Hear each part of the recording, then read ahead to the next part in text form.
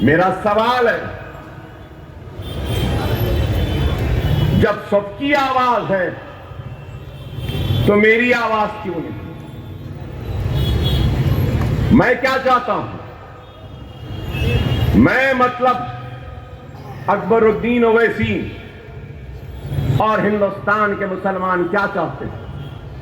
वही चाहते हैं जो इस मुल्क का हर गरीब चाहता है। इत्मीनान की नींद, सुबह बेदार होने पर नौकरी, बच्चों को पढ़ाने के लिए स्कूल, बीमार मां बाप के इलाज के लिए दवाखाने, बच्चों को खेलने कूदने के लिए मैदाने, डिग्री कॉलेजेस, डिग्री के बाद नौकरियां, यही हम चाहते हैं। और क्या? हमारा मुतालबा कोई बड़ा नहीं है।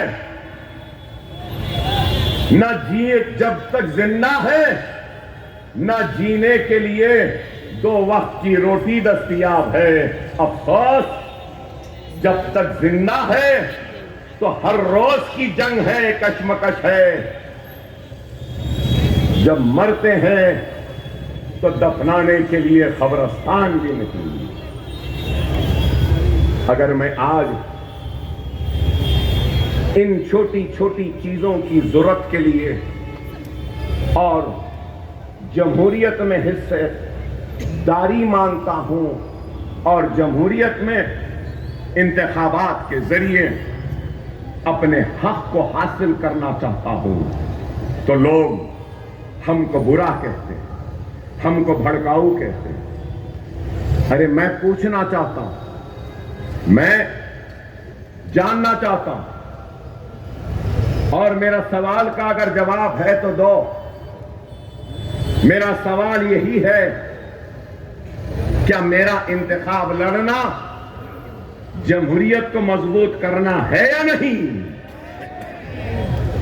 ये मेरा इंतखाब लड़ना खुद इस बात की दलील है कि मुझे जमहूरियत पर यकीन है और जमहूरी जिद्दोजहद पर यकीन है, और मैं इंतखाबात के जरिए अपने मसाइल को अवाम के सामने रखकर अगर कामयाब होता हूं तो इन मसाइल को ऐवान में ले जाकर वक्त के हुक्मरानों को न सिर्फ मुतवज्जे करवाऊंगा बल्कि बताऊंगा कि ये मेरे मसाइल है, इन मसाइल को हल करो। क्या ये गलत है? क्या ये भड़काऊ है? क्या ये नफरत है? अरे मैं आज कहता हूं, हिंदुस्तान पर हर किसी का हक है। हिंदुस्तान पर हिंदू का हक है, हिंदुस्तान पे मुसलमान का हक है, हिंदुस्तान पर सिख का हक है, हिंदुस्तान पे ईसाई का हक है, हिंदुस्तान पे पारसी का हक है, हिंदुस्तान पे दलित का हक है, हिंदुस्तान पे ओबीसी समाज का हक है। तो हिंदुस्तान पर अल्लाह, गॉड और भगवान को नहीं मानने वाले का भी हक है। और मैं इस मुल्क का किराएदार नहीं, मैं भी इस मुल्क का उतना ही बराबर का शहरी हूं जितना शहरियत के हुकूक नरेंद्र मोदी के हैं, इंदिरा गांधी के बाद में गांधी परिवार के हैं, या फिर पवार परिवार के हैं, या शिंदे परिवार के हैं, या किसी के भी हैं। जितना नरेंद्र मोदी का हक है उतना ही हक इस मुल्क पे अकबरुद्दीन ओवैसी का भी है। ये मुल्क ना नरेंद्र मोदी की जागीर है, ना अकबर ओवैसी की जागीर है, ना गांधी की जागीर है, ना पवार की जागीर है। ये मुल्क सबका बराबर का है। इस मुल्क के दस्तूर ने हक दिया है कि कोई राम को अपना हीरो माने, तो इस मुल्क के दस्तूर ने दूसरों को मोहम्मद मुस्तफा सल्लल्लाहु अलैहि वसल्लम को अपना हीरो भी मानने का हक व इख्तियार दिया। तो इस मुल्क के दस्तूर ने सिखों को गुरु नानक को अपना हीरो मानने का हक व इख्तियार दिया है। ये मुल्क अगर कोई समझ रहा है कि सिर्फ उनका है तो गलत है। मैंने पहले भी कहा था, फिर कहता हूं, ये मुल्क मेरा था, मेरा है, मेरा रहेगा। ये मुल्क पर माथे पे तिलक लगाने वाले का भी उतना ही हक है जितना सर पे टोपी पहनने वाले और चेहरे पे दाढ़ी पालने वाले का है। डरने या घबराने की जरूरत नहीं है। जो डरेंगे, खाइफ हो जाएंगे, तो याद रखो दुनिया उसी को डराती है जो डरता है, लेकिन दुनिया उसी से डरती है जो पलट कर डराने में निकल जाता है। हम डरने वालों के खौफ नहीं है। हमको भी बताना है कि हम इस मुल्क के बराबर के शहरी हैं। हमको हमारा हक मिलना चाहिए और हमारी हक की लड़ाई हम जमहूरी अंदाज में लड़ेंगे। आज लोग कहते हैं या जहनों में सवाल होगा कि मजलिस आई तो क्या करेगी। मजलिस आई तो मैं बताऊंगा क्या कर सकते हैं।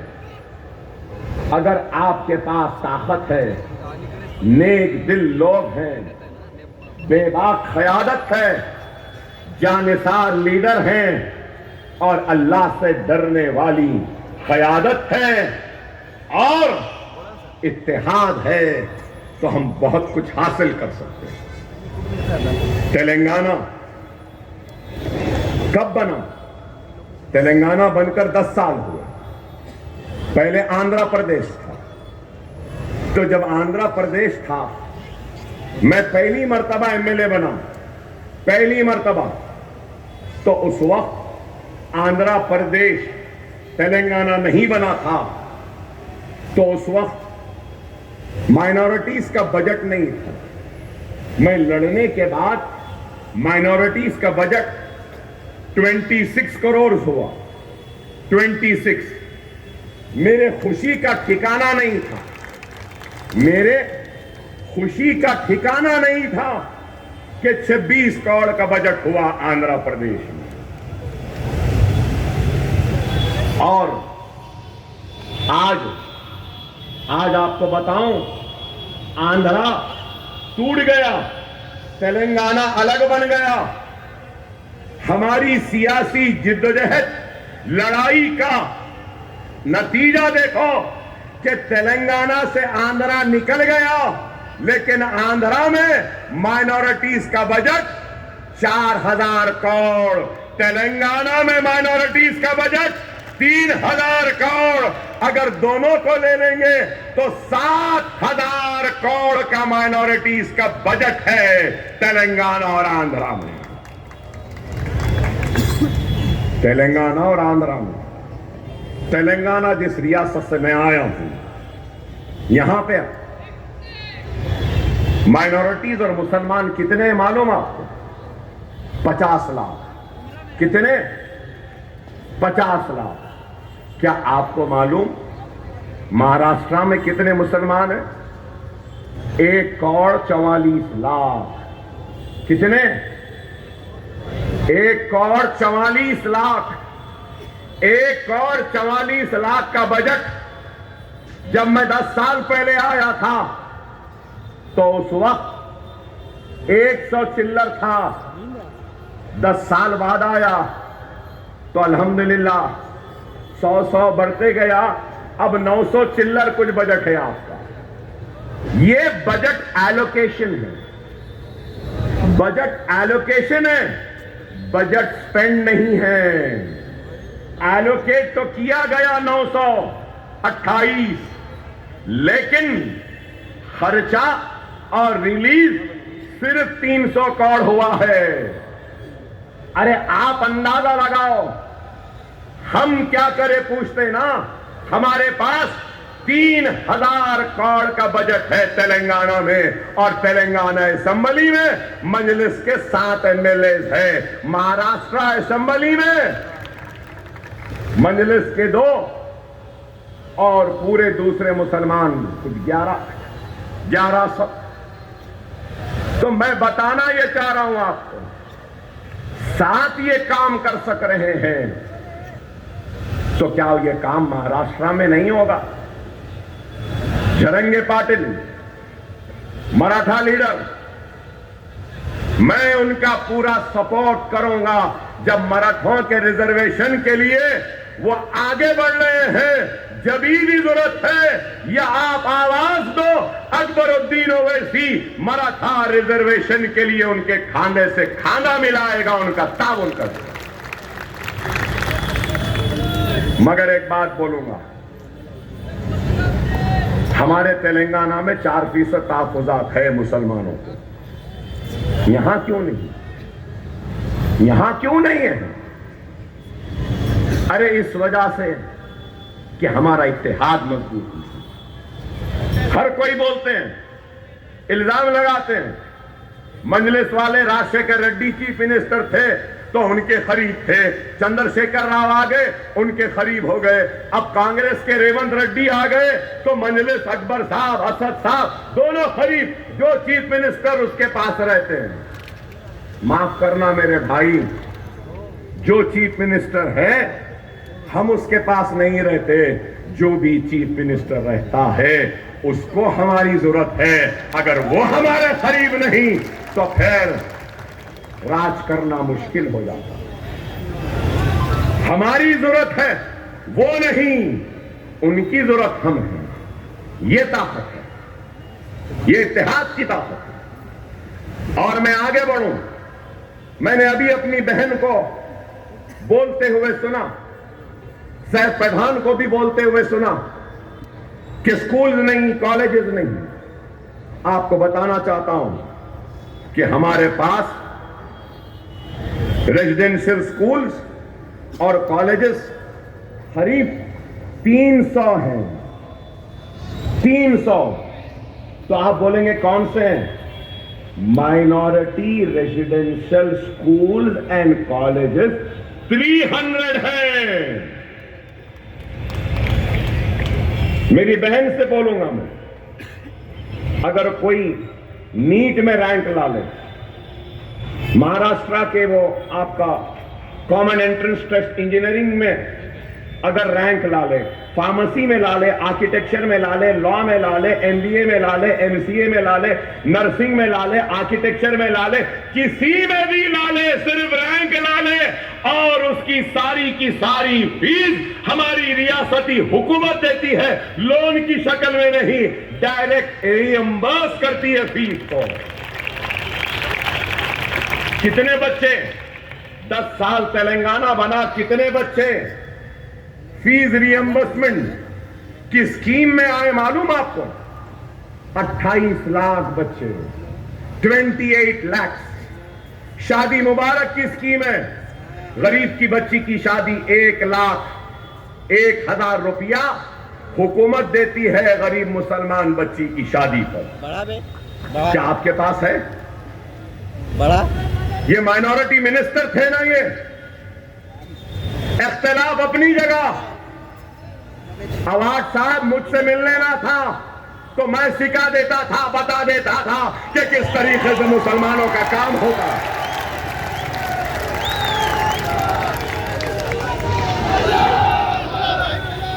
हमारे पास पोस्ट मैट्रिक स्कॉलरशिप के लिए बहन हमारे पास 420 करोड़ एलोकेटेड हैं, आपके पास 120 करोड़। वक्फ बोर्ड के लिए आपके पास 10 करोड़ है, हमारे पास 120 करोड़ है। आप बताओ, रेजिडेंशियल स्कूल और कॉलेजेस जो है ना, सालाना 1,000 करोड़ रुपया वहां पे खर्च होता है। रहना फ्री, खाना फ्री, पॉकेट मनी देते हैं, किताबें देते हैं, बच्चों को तैयार करते हैं और रेजिडेंशियल स्कूल से 11 बच्चे नीट को क्रैक कर कर अब रेजिडेंशियल स्कूल के बच्चे MBBS की तालीम हासिल कर रहे हैं। ये काम आपके पास उर्दू एकेडमी है, अभी वेबसाइट खोलिए, नाम तो उर्दू एकेडमी है लेकिन वेबसाइट उर्दू में नहीं है, मराठी में है। तो माइनॉरिटी मिनिस्टर फिर यही थे। अच्छा वो छोड़ो, जमात की ताकत क्या होती है मैं बताना चाहता हूं। हमारे असेंबली में तेलंगाना के साबिक चीफ मिनिस्टर चंद्रशेखर राव ने उठकर कहा, जबरदस्त तकरीर करें, उठकर मैं असेंबली में था, बोले कि अचलिकाज मतलब मनादिर के पुजारियों, अचलिकाज परेशान है, अचलिकाज को कुछ भी नहीं है, अचलिकाज पुजारियों के पास कोई भी सोच नहीं है, परेशान है, इतने मनादिर है, एंडोमेंट में 40 मिनट तकरीर करे। मैं खामोश रहा, मुझे देखते रहे कि क्या अकबर उठेगा गड़बड़ करेगा। मैं गड़बड़ नहीं किया, क्यों करूंगा गड़बड़, क्यों करूं, मैं गड़बड़ नहीं करा। मैंने उठकर हाथ उठाया, कहा मैं बोलना है तो लीजिए अकबर साहब। मैंने कहा बेशक एक एक जुमला जो चीफ मिनिस्टर साहब ने कहा सही है, बेचारा पुजारी परेशान है, अचलिका परेशान है, बच्चों को पढ़ा नहीं सकता, गुर्बत का शिकार है, कोई उसकी मदद नहीं कर सकता, हिंदुस्तान सेक्युलर है, अचलिकास को भी देना है, अचलिकास के साथ साथ मसाजिद के इमाम और मौजूदों को भी देना चाहिए। आगे घेरे में अब बोल कुछ नहीं सकते थे और मैं फिर अपनी तकरीर जारी रखते हुए बोला, मुझे मालूम है कि मेरा चीफ मिनिस्टर सेक्युलर है, मुझे मालूम है कि मेरा चीफ मिनिस्टर हिंदू मुसलमान को दो आंख बोलता है, मुझे मालूम है कि मेरा चीफ मिनिस्टर मुसलमानों का हमदर्द है, मुझे मालूम है कि मेरा चीफ मिनिस्टर हिंदुओं का भी हमदर्द है। और ये गंगा जमुनी हिंदू मुस्लिम भाई भाई कहने वाला चीफ मिनिस्टर मुसलमानों के साथ इंसाफ नहीं करेगा, क्योंकि ये चीफ मिनिस्टर चंद्रशेखर राव की हुकूमत है, मोदी की नहीं। फौरन खुश हो गए, उठे, बोले अकबर साहब सही बोले, हिंदू मुस्लिम दो आंख है मेरे, मैं सबका हूं। अकबर साहब की बात की मैं तायीद करता हूं। अचलिकास के साथ इमाम और मौजनों को भी 5-5 हजार हर महीना हुकूमत देगी। हुआ ना, क्या यह बड़ा काम नहीं? उर्दू मीडियम के बच्चे महाराष्ट्र में ज्यादा हैं, मगर उर्दू तेलंगाना की दूसरी सरकारी जबान है। क्या यहां है? Collector office, police office, chief minister हर जगह पे उर्दू में दरखास्त लेके चले जाओ, ट्रांसलेट करने वाला मुतरजिम रहता है, ट्रांसलेट करता है, उर्दू दरखास्तें कबूल की जाती हैं। यहां ग्रुप 1 होता है, ग्रुप 1 का exam, group 2, group 3, recruitment board. मैं पूछना चाहता हूं, क्या उर्दू में इम्तिहान होता है? होता है? नहीं होता। अरे हमारे पास छोटे से लेके बड़ा इम्तिहान भी उर्दू में होता है। तो ये काम कैसे हुआ? अरे जज्बा होना, नीयत होनी चाहिए काम करने की। ये काम हमने किया। खुदारा कब तक ये कहते रहोगे? देखो कि वो क्या कह रहे हैं। योगी कह रहे हैं कि बटोगे तो कटोगे। किससे कह रहे हैं? मीडिया वालों ने कभी पूछा? एंड मिस्टर योगी आए तो मीडिया वालों से मैं रिक्वेस्ट करूंगा कि जरूर उनसे पूछना, कौन बट रहे हैं, कौन बांट रहा है, कौन कट रहे हैं, कौन काट रहा है। अरे आप बताओ। आज नरेंद्र मोदी कहते हैं एक है तो सेफ है।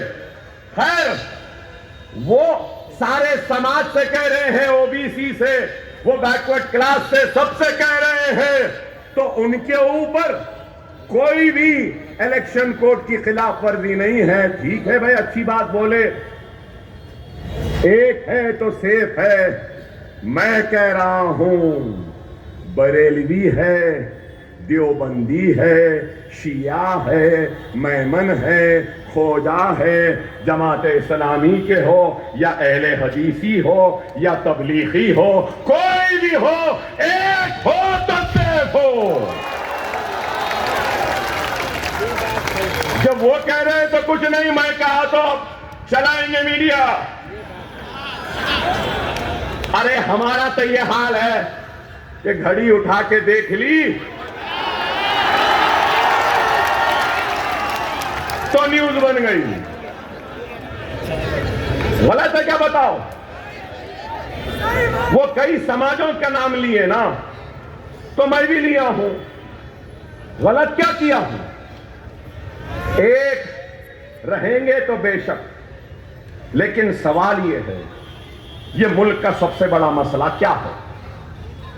ये मुल्क का सबसे बड़ा मसला बेरोजगारी का, मुल्क का सबसे बड़ा मसला महंगाई का है, मुल्क का सबसे बड़ा मसला किसानों की खुदकशी है, मुल्क का सबसे बड़ा मसला इकोनॉमी को अच्छा करना है, मुल्क का सबसे बड़ा मसला रुपये की गिरती हुई कदर है, मुल्क का सबसे बड़ा मसला कि कई भगोड़े ये मुल्क से पैसा लेके भाग रहे हैं, ये मुल्क का सबसे बड़ा मसला लाइफ के नाम पे जो लूटा जा रहा है गरीबों को, ये मसला है। मुल्क का सबसे बड़ा मसला बीमारों के इलाज का है, मुल्क का सबसे बड़ा मसला नौजवानों के तालीम का है, मुल्क का सबसे बड़ा मसला अगर कुछ है तो ये है। लेकिन मेरे भाई, क्या ये लोग बेरोजगारी की बात करते हैं? क्या महंगाई की बात करते हैं?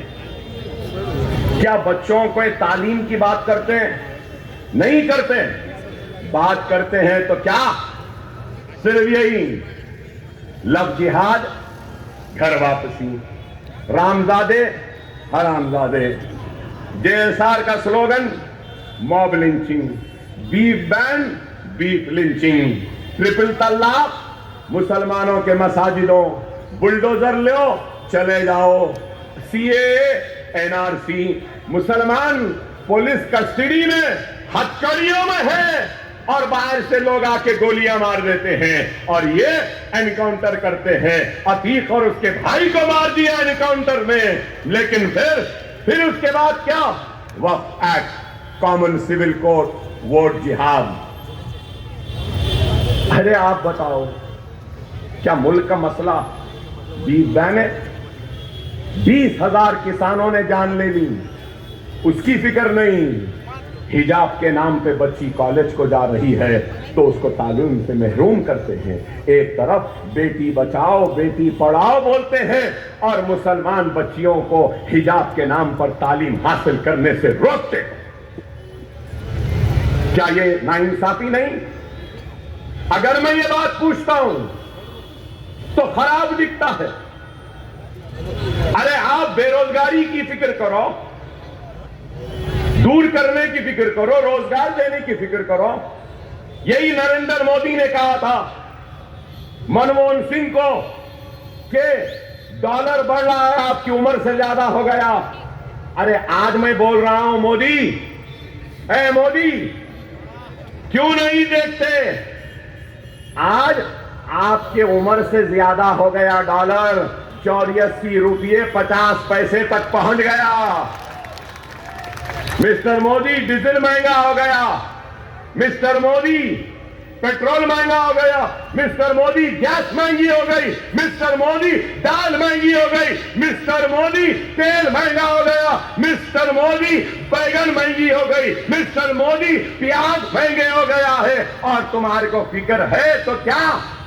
Beef ban, beef ban, beef ban, हिजाब ban, uniform civil code, uniform civil code.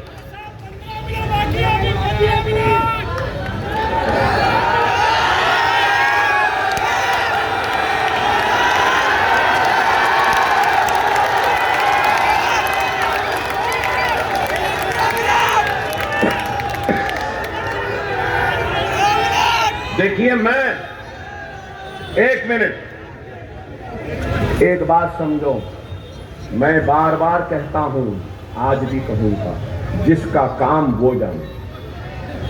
अगर एक डॉक्टर है तो बीमार की बीमारी को दूर करने का इल्म उसके पास है।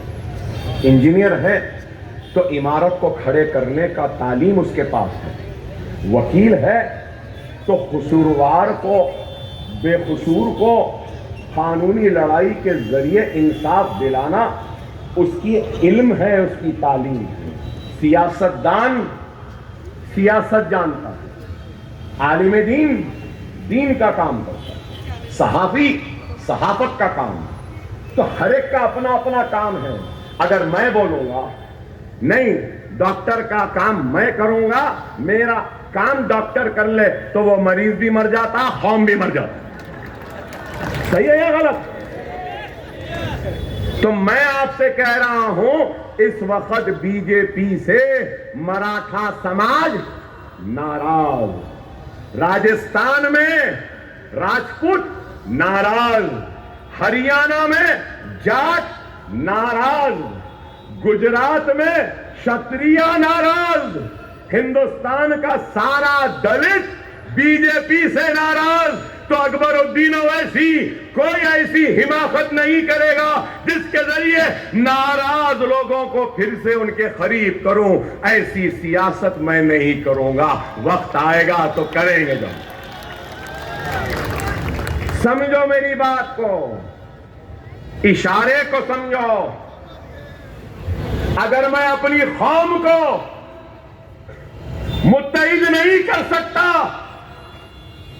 लेकिन यह जरूर है कि मेरे नाम, मेरे चेहरे और मेरे यूं देखने से गैर मुत्तहिद हो सकता है, लेकिन मैं आज उनको मुत्तहिद करने नहीं, तुमको मुत्तहिद करने आया हूं।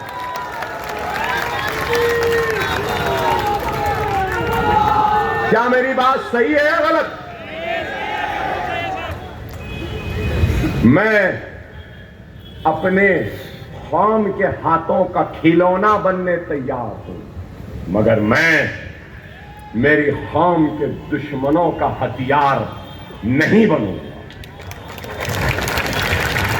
नहीं बनूंगा। खुदारा समझो मेरे इशारे।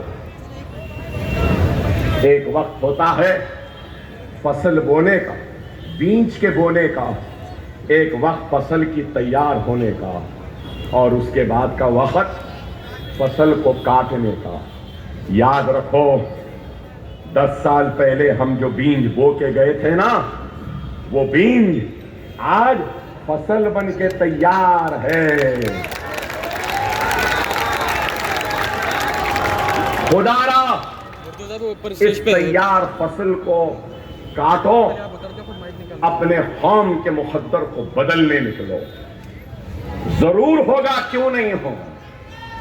अरे अगर आज हम यही सोचेंगे, अरे नहीं ऐसा नहीं, हम तकसीम होंगे तो वो जीत जाएगा, वो जीत जाएगा। हाँ सही है, तकसीम होंगे तो ये वो जीत जाएगा, एक हो जाएंगे तो सैफ पठान जीत जाएगा।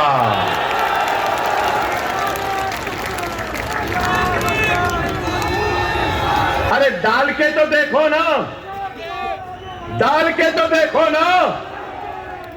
कल तक, उससे पहले परसों पवार के नाम पे अकेला था, शिवसेना से लड़ता था। अब शिवसेना साथ है। उस वक्त ये डर था कि शिवसेना वाले जीत जाएंगे, तो इस वास्ते इनको दिया। अब शिवसेना भी इनके साथ है, कांग्रेस भी इनके साथ है, तो फिर काहे का डर? हमको हमारे वोट मिल जाए तो बस है। क्या नहीं देंगे? अरे मैं यहां आया हूं तो किस लिए आया हूं? कुछ दौलत कमाने आया हूं, आपका घर लेने आया हूं, आपकी दौलत लेने आया हूं? नहीं मेरे भाई, मैं सिर्फ और सिर्फ इतिहास के जरिए आपकी ताकत को, आपके जज्बे को, आपके ईमानी हरारत को समेट कर मेरे कमजोर जिस्म को ताकत दूंगा और आपके मसाइल को अपने नुमाइंदों के जरिए हल करवाने के लिए आया।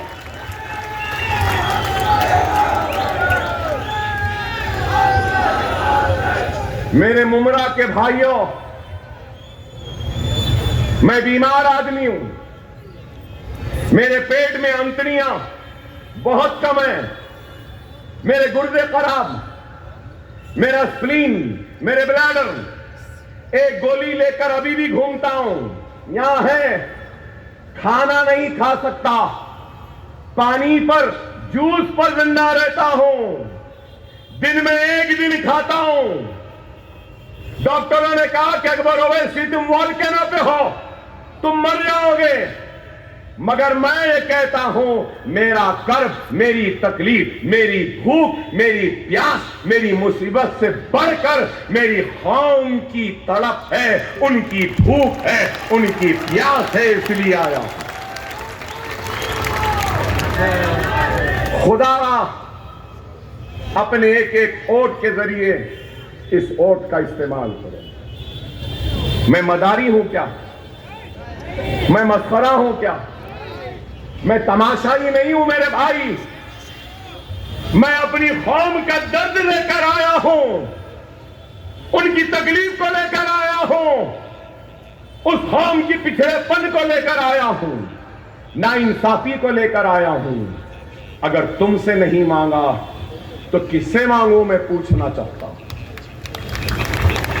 तुमसे नहीं तो किससे मांगू? खुदारा समझो, समझो, हर एक की अपनी आइडियोलॉजी है ना। शिवसेना वीर सावरकर को मानती है, बीजेपी हिंदुत्व और श्यामा प्रसाद मुखर्जी और गोलवालकर को मानती है, कांग्रेस गांधी, हर एक की आइडियोलॉजी है। लेकिन क्या यह इलेक्शन आइडियोलॉजी पे हो रहा है? तो मेरा सवाल है, क्या उद्धव ठाकरे, गोलवालकर, सावरकर, श्यामा प्रसाद मुखर्जी का सबक गांधियों को पढ़ाने में कामयाब हो गए, या गांधियां अपना सेक्युलरिज्म का सबक इनको पढ़ाने में कामयाब हो गए?